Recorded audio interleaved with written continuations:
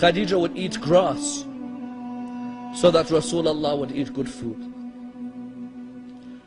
And she wouldn't sleep so that Rasulullah was safe. Which wife sacrificed like Khadija?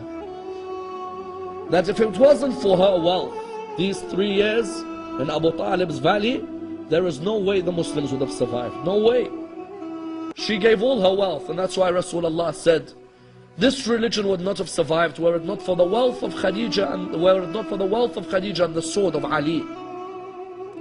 These two saved the religion of Islam. And look at the way the Muslims treat their grave today. The way the Muslims treat the grave of Khadija in Mecca. You have to stand there for a few seconds and then they tell you to move. And the grave of Abu Talib, you stand for a few seconds and they tell you to move. And Rasulullah, when these two died, he said, this is the year of grief for me. I've lost my backbones, Abu Talib and Khadija. And I say to Sayyidah Khadija, oh Sayyidah Khadija, you were oppressed now and you were oppressed when you died. Someone says, what do you mean you were oppressed when you died? You know Rasulullah, when he came to bury Bibi Khadija, he came, but because they were so poor, the kafan that he had was not long enough to cover her body. The kafan was not long enough. Those of you who've had to bury your mothers or your fathers, didn't you have a kafan long enough to cover the body? Isn't it an honor from Allah? Khadija, the wealthiest woman, had no kafan. He would try to cover the body, there's no kafan. It is sad to see a human die without a kafan, isn't it? No human deserves to die without a kafan on their body.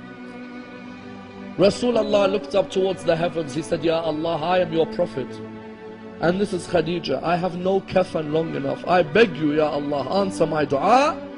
The narrations say at this moment, Jibreel came to Rasulullah with 5 kafans. All of you know where I am heading. All of you take your hearts to where I am heading. He came with 5 kafans. Rasulullah looked at him. He said to him, Jibreel, tell me who is the first kafan for? He said to him, Ya Rasulullah, the first kafan. Ya Rasulullah, the first kafan is for your wife Khadija. He said to him, Jibreel, tell me who the second kafan is for. He said to him, Ya Rasulullah, the second kafan is for you, so that when you die there is a kafan to cover your body. He said to him, Jibreel, tell me who is the third kafan for?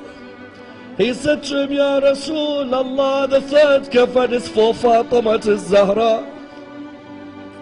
That when she dies there is a kafan to cover her body. He said to him, Jibreel, tell me who is the fourth kafan for? He said to him, Ya Rasulullah, the fourth kafan is for Ali ibn Abi Talib. That when he dies there is a kafan to cover his body. He said to him, Ya Rasulullah, he looked at him, he said, Ya Jibreel, tell me who is the fifth kafan for?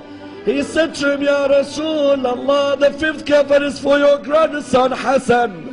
That when he dies there is a kafan to cover his body. He looked at him and he said to him, Jibreel, tell me where is the kafan for Abdullah?